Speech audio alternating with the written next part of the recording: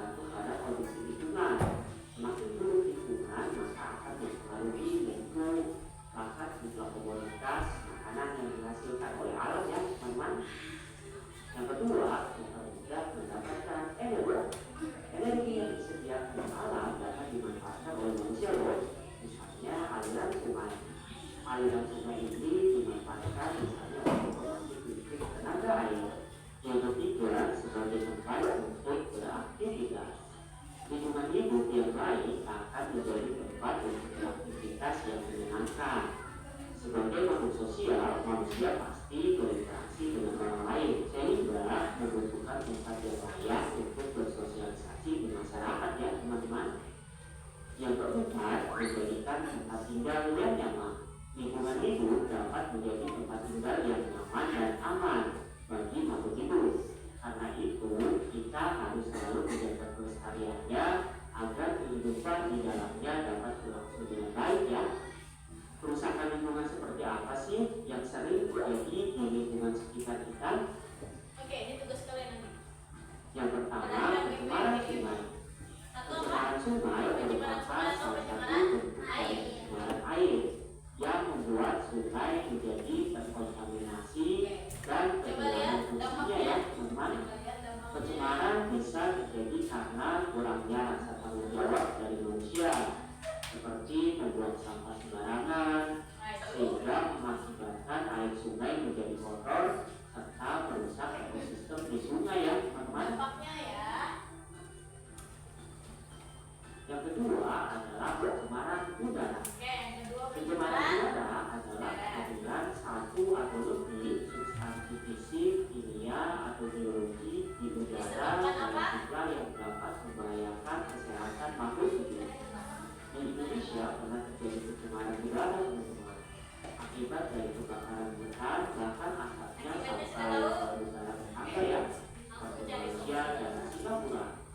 Pencemaran udara ini dapat membahayakan manusia seperti terkena penyakit infeksi saluran pernapasan atau ISPA ya teman-teman. Kerusakan lingkungan berikutnya yaitu banjir. Banjir adalah berarti adalah suatu daerah dari atau daratan pencemaran air menjadi tanah air. Banjir umumnya terjadi karena hujan yang berlebihan atau sedangnya aliran sungai akibat sampah yang menumpuk. Gara-gara apa?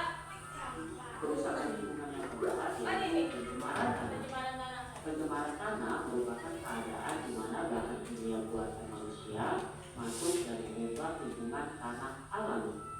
Pencemaran yang masuk ke dalam tanah kemudian terendap sebagai zat kimia beracun yang menyebabkan lahan pertanian tidak produktif, sehingga dampaknya petani mengalami gagal panen ya teman-teman.